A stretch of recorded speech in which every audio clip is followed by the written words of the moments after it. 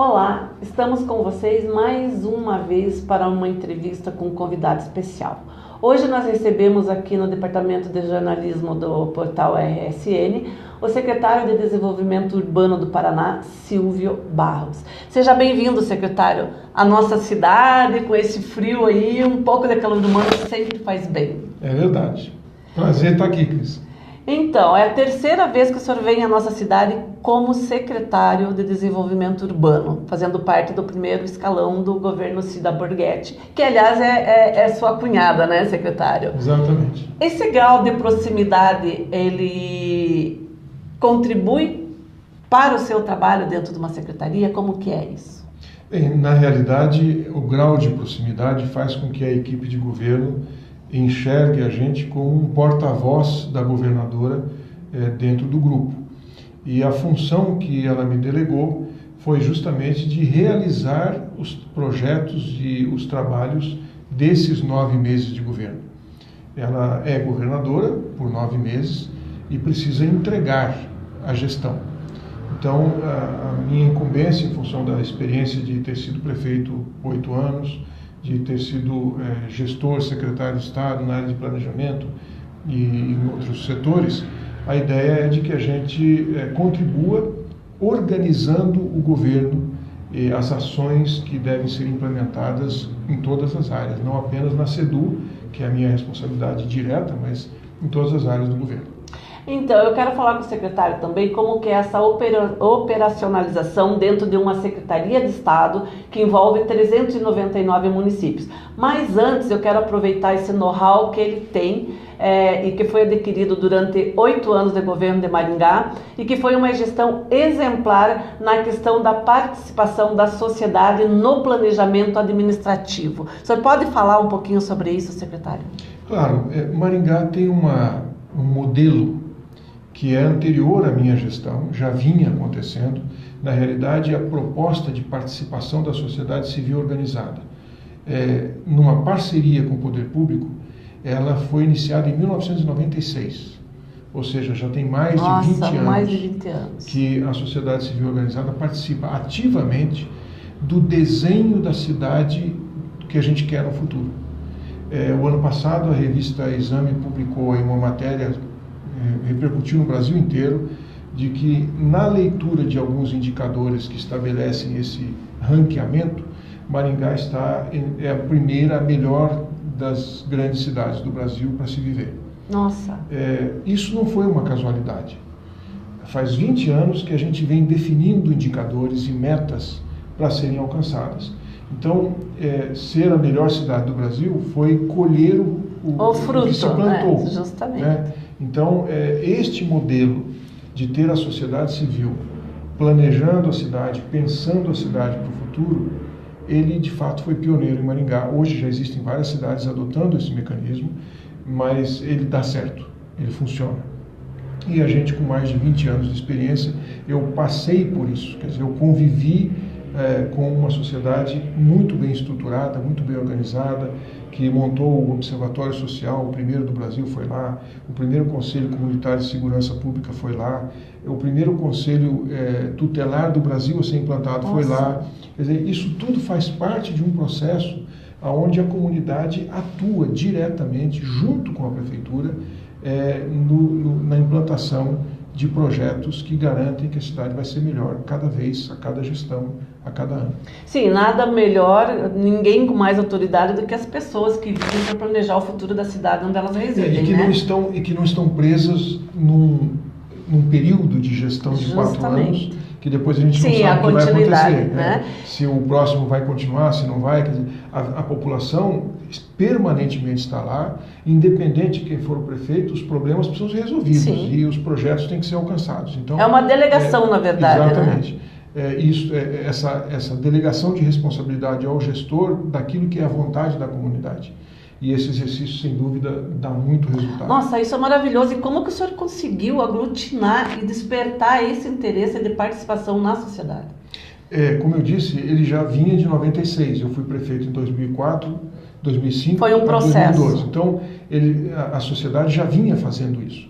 Eu só dei muita ênfase a este desejo da sociedade de participar.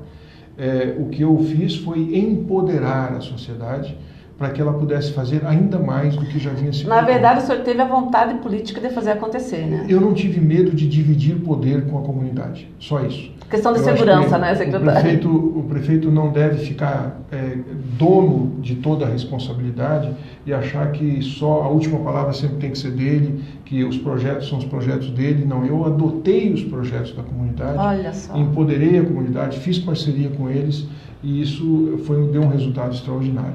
Eu tenho convicção de que se eu tivesse resolvido fazer tudo sozinho, eu teria feito muito menos do que fiz compartilhando esse poder com a comunidade. Pois é, e é justamente esse know-how que o levou também à Secretaria de Desenvolvimento Urbano. Então, como a Secretaria de Desenvolvimento Urbano trata com os prefeitos, a secretaria que mais recebe prefeito no governo é a SEDU. Extremamente política, né? Porque o trabalho da SEDU é justamente desenvolvimento urbano, ou seja, tem que trabalhar com os prefeitos. E por ter sido prefeito, por termos tido um case bem sucedido e reconhecido pelo Paraná todo e pelo Brasil, a governadora entendeu que eu poderia prestar uma contribuição efetiva ao governo naquela posição. Então, estou na SEDU principalmente para ajudar os prefeitos. Pois é, eu até quero recuperar, eu falei há pouco que eu iria tocar no assunto mais tarde, mas o senhor me deu justamente o gancho para eu perguntar agora. Essa organização, todo esse fomento que o senhor deu da sociedade se tornar participativa, isso também o senhor está delegando para os municípios? Porque, o senhor veja, o senhor liberou em 2 meses mais de 1.000 convênios, num total de 535 milhões distribuídos aí por, se não toda a maioria dos municípios paranaenses. E como que o senhor administra isso? Como que o senhor elege a prioridade? Não, tal município eu vou liberar obras de saúde, tal, isso. Ou o senhor recebe essa demanda dos prefeitos? Como que acontece isso? Na realidade, isso já vem do governo anterior, do governador Beto Richa, estabeleceu isso como um modelo de governança. O prefeito, e eu digo isso porque eu fui prefeito, eu sei, né? O prefeito é a pessoa em toda a cidade que conhece mais e melhor os problemas da cidade. Porque tudo vai bater no prefeito. Desde a rua que está esburacada, o bairro que não tem asfalto, onde não tem esgoto, onde teve enchente, o médico que não está no posto, a vaga que não tem na creche, tudo vai bater no prefeito. Então, o prefeito tem que saber de todas as coisas. E ele é o que mais conhece as necessidades reais da sua população. Baseado nisso, e porque também foi prefeito, o governador Beto Richa entendeu que, em vez do governo do estado criar programas e oferecer aos prefeitos a oportunidade de participar... De cima para baixo, né? Ele fez o inverso. Sim. Qual é o problema que você tem? Deixa eu criar um jeito de te mandar recursos para você resolver o problema. E foi isso que foi implementado no Paraná nos últimos anos. Então, que é uma gestão participativa, né? Exatamente. Mas o governo do estado entendeu que o prefeito sabe onde que o município está precisando de investimento e criou um mecanismo de repasse de recursos para que o prefeito faça aquilo que tem que ser feito. Em vez do governo do estado tentar resolver à distância, né, por controle remoto, o que vai ser feito lá no município. Esta prática, a governadora Cida resolveu dar sequência e, em função do período eleitoral em que a gente não pode repassar dinheiro para os municípios... É muito pouco tempo, né? A determinação dela foi o seguinte: velocidade total. O que foi negociado com os prefeitos, que os prefeitos mandaram projetos dizendo que precisam resolver esses problemas, o que estiver ao nosso alcance nós devemos fazer. Então, a gente colocou toda a equipe para trabalhar de maneira a acelerar isso. Agora, você fala, qual é a prioridade? Nós temos prioridade, sim. A prioridade é a seguinte: existem contratos lá de compra de equipamentos, uma prefeitura precisa de uma motoniveladora para fazer manutenção de ruas, ou precisa de um equipamento, um caminhão de lixo, enfim, essas são demandas de equipamentos. Essas não são tão complicadas, porque não tem que analisar projetos, você tem que liberar o recurso, o prefeito fazer a licitação. O que a governadora pediu que a gente fizesse? Um registro de preço desses equipamentos pelo Estado, para a prefeitura poder aderir a uma licitação que já está feita e que vale para o Estado inteiro. Porque agilizamos, a gente facilita a vida das prefeituras. Facilitou muito. E foi isso que nós fizemos.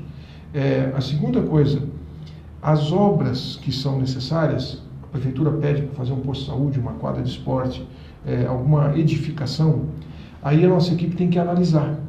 Ela tem que fazer a análise do projeto para saber se ele está em conformidade com os critérios do programa. Isso demora mais tempo. Então, nós concentramos o esforço em fazer a análise daqueles projetos que daria tempo da gente liberar antes do prazo eleitoral. Previsto por lei, que impede. Então, essas foram as prioridades. Um projeto que acabou de entrar, que nós nem começamos a analisar ainda, infelizmente não vai dar tempo. Então, a gente buscou aqueles que já estavam em tramitação e demos prioridade para eles. A mesma coisa vale para os projetos de pavimentação, que aliás é a maioria lá na nossa secretaria, asfaltar bairro, fazer recap, que tem uma análise mais fácil, mas são projetos de maior valor.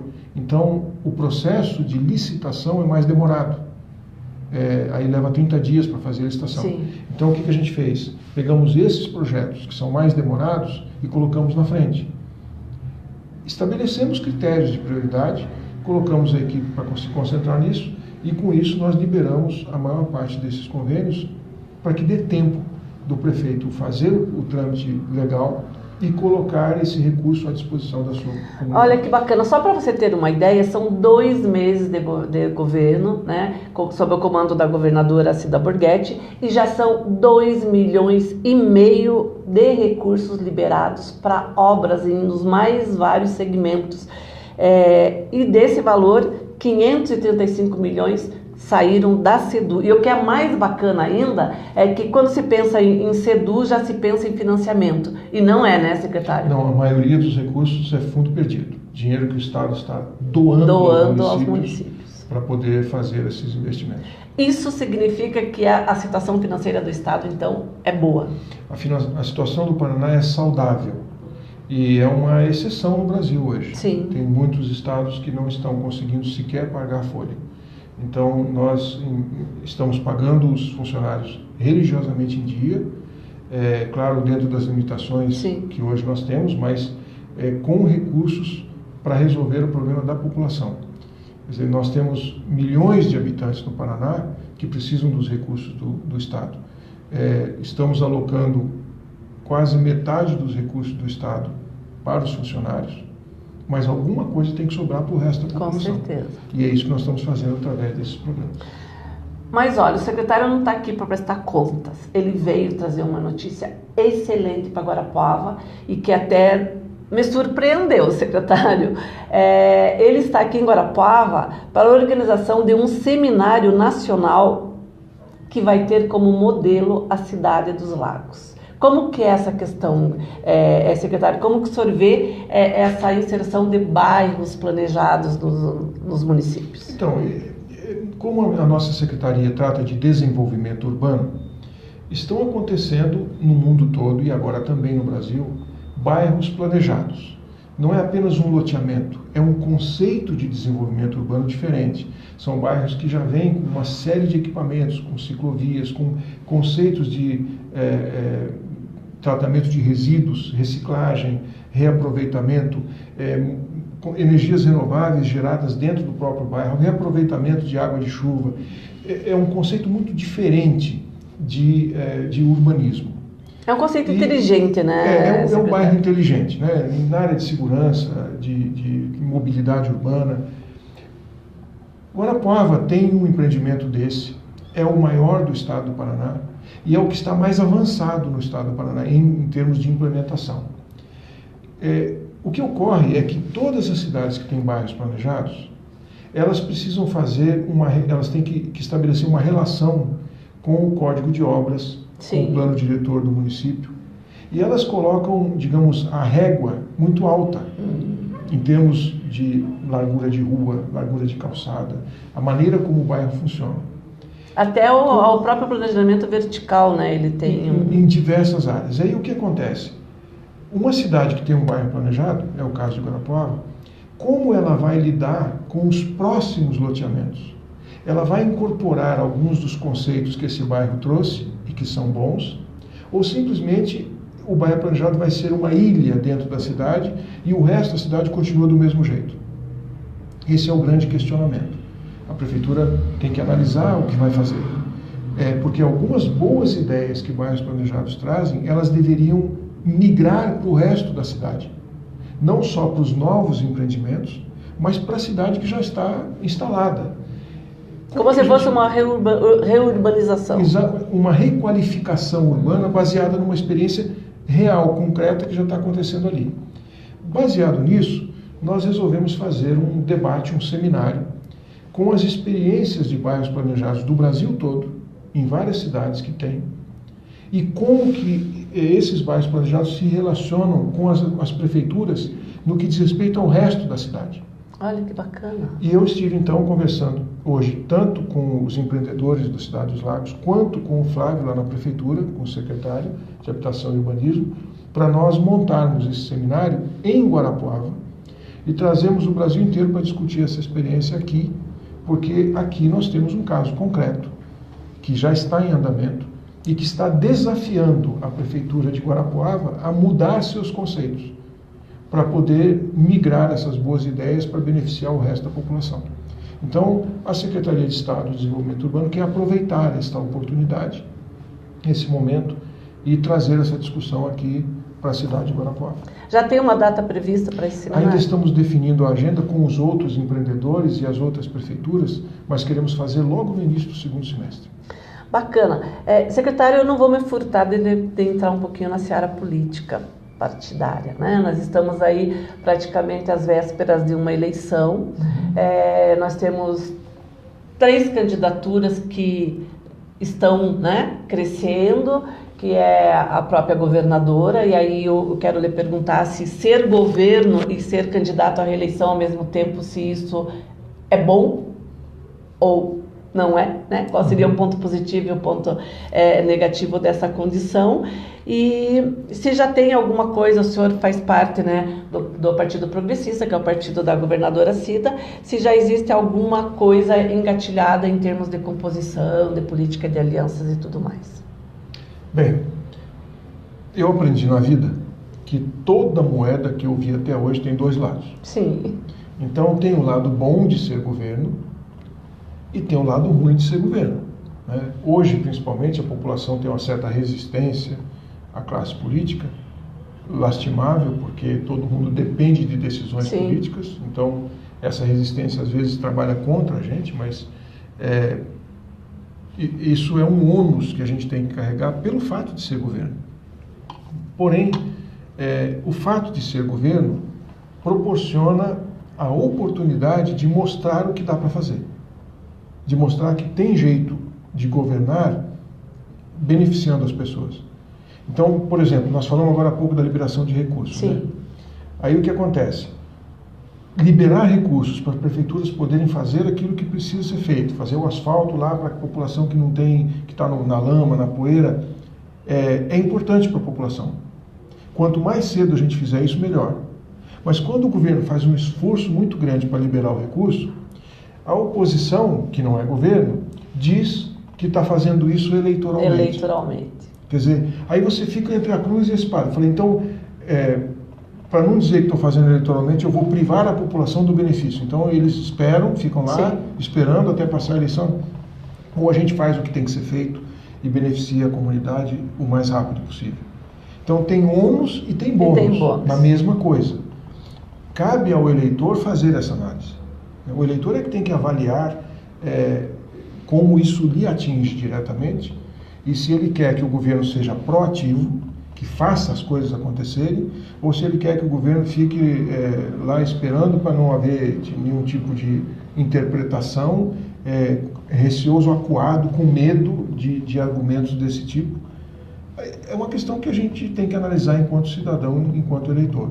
Mas eu diria que a oportunidade, o privilégio de poder conduzir os destinos do Estado e realizar aquilo que tem que ser feito, vale o sacrifício.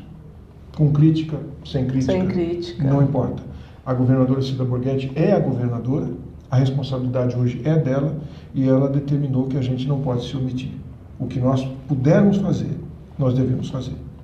Tudo que estiver ao nosso alcance, todas as decisões que tiverem que ser tomadas, elas precisam ser tomadas. Às vezes, alguém requer alguma coisa do governo do Estado e aí o governo fica analisando e não vai nem sim nem não. Quer dizer, o sim pode agradar alguns e desagradar outros, o não pode desagradar alguns e agradar outros. Também, né? Não dar resposta desagrada todo mundo. É verdade. Então, a ordem da governadora é essa, é para fazer. Seja um sim ou seja um não, a resposta precisa ser dada.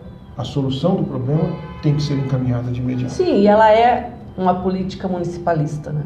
É municipalista, foi esposa de prefeito, foi deputada estadual 2 vezes, foi deputada federal, conviveu e se relacionou com os políticos permanentemente. Então essa é a responsabilidade que ela tem hoje como governadora, ela quer que as coisas aconteçam, né? Se dá para fazer, diga sim logo de uma vez, se não dá para fazer, diga não logo de uma vez. Não enrola. E não enrola, né? O Estado tem que dar retorno. E agora ela está determinando, aliás, uma notícia, furo de reportagem. Oba! A gente gosta, né, Caio? Nós adoramos. Está lançando agora no mês que vem, oficialmente, o governo digital.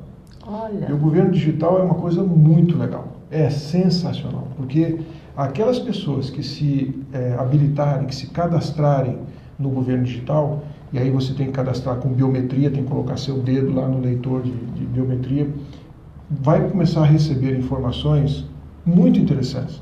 Quando eu estou cadastrado no governo digital, a hora que eu entro lá no governo digital, seja no meu celular ou no computador, ele me dá na hora, automaticamente, por exemplo, quanto que eu tenho acreditado na Nota Paraná. Se eu quero usar para o IPVA, até que dia eu tenho que avisar o governo que eu quero usar para o IPVA. Se eu tenho uma consulta marcada pelo SUS, ele vai dizer, você tem uma consulta marcada no dia tal. É automático, vem direto na tela. É uma aproximação do governo com o cidadão. É o governo ir ao cidadão. Nossa, muito bacana. Aparece, por exemplo, lá quantos pontos eu tenho na carteira. Às vezes eu nem estou sabendo. Eu não preciso entrar no site do Detran e ficar procurando. Ele já vem direto ali só. E se você clicar lá, ele já vai te dizer que dia foi, onde foi, com que carro foi, a placa do carro. Agilidade é a marca do governo, então. Exatamente. Também. É aproximar o governo Sim. das pessoas. E são mais de 50 serviços diferentes que estarão disponíveis para a pessoa que se cadastrar. Então a gente vai estar lançando isso o mês que vem, mas todo mundo que está no Detran Fácil, teoricamente já está cadastrado. Ele só tem que entrar no sistema e autorizar. Falar, o meu cadastro biométrico do Detran, eu estou autorizando ser usado para o governo digital. E aí você já passa a ter automaticamente essas informações. Vai ser uma revolução.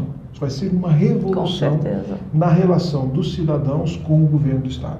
Coisa que você nem sabia que o governo podia fazer por você, vai vir automaticamente. E aí tem outras coisas. O governo tem seus dados da carteira de identidade. Então, quando você for fazer qualquer tipo de coisa no governo do Estado, ninguém vai te pedir a carteira de identidade. Sim, está cadastrado. Os dados foi ele que forneceu, então ele não tem por que te pedir de novo uma xerox da carteira de identidade. Desburocratiza, né? Desburocratiza. Nossa, que bacana. A governadora assinou um decreto, na segunda reunião do secretariado dela, já assinou o decreto da desburocratização, determinando que a gente agilizasse os serviços públicos. Vai ser uma revolução. O governo, depois do governo digital, no mês que vem, vai ser outra coisa para todos os cidadãos. É uma mulher fazendo a diferença, né, público feminino? O senhor concorda com isso? Enquanto homem fazendo parte de um governo comandado por uma mulher. É sensibilidade diferente. Justamente. Né? Não tem nada errado com os homens, não. Mas eu tenho que reconhecer que a mulher é sensível a outras coisas que às vezes passam batido para a gente, né? Bacana. O senhor fica à vontade, o senhor quer falar mais alguma coisa? O espaço é seu. Eu quero só agradecer a oportunidade de estar aqui na Rede Sul, conversando com vocês, atualizando as informações daquilo que o Estado está fazendo e dizendo que nós estamos aí com várias obras, vocês estão vendo aí na rodovia, que nós estamos fazendo as duplicações, as parcerias com a Prefeitura em diversos setores, mas é a presença... Hospital regional, centro de especialidades, exatamente. Curso hoje, de medicina. Hoje fiz reunião logo cedo, logo às 8 horas da manhã, com o pessoal do Hospital do Câncer, lá do São Vicente. A obra deve começar agora, dentro de alguns meses, já vamos iniciar, eles vão iniciar as obras, mas com o apoio do governo do Estado. Então tem bastante coisa acontecendo e isso é possível porque o governo do Estado está efetivamente com as suas contas equilibradas. Se tivesse tomado decisões irresponsáveis, se não tivesse feito o sacrifício que os deputados estaduais e que o governador se dispôs a fazer do ajuste fiscal, ajuste fiscal, né? Nada disso estaria acontecendo, infelizmente. Por favor, secretário, que essa proximidade do governo seja também com a Rede Sul de Notícias. Então, eu deixo aqui aberto para o senhor e para qualquer outro secretário, qualquer outra autoridade do governo do estado, cada vez que vier a Guarapuava ou que quiser divulgar alguma coisa, a gente está à disposição. É só nos ligar que a gente encaminha um dos nossos jornalistas a Curitiba para fazer lives, alguma coisa nesse sentido. E, por favor, fique à vontade. Eu só quero agradecer, em nome da governadora Cida Borghetti, esse espaço e o interesse que as pessoas estão tendo em se aproximar de uma relação de governo de fato um pouco diferente. Como a gente diz lá, trocou, o carro continua o mesmo, é a mesma máquina, o destino continua o mesmo, que é o bem de todo o estado do Paraná, só trocou o motorista. E ela tem um pé de chumbo, hein? Está acelerado. Já deu para ver, né, gente? Está acelerado. 2 bilhões e meio de recursos liberados em obras em apenas 60 dias. É muito dinheiro, é muito investimento para tão pouco tempo. Obrigada a você que nos acompanhou até agora e continua ligado no seu portal RSL.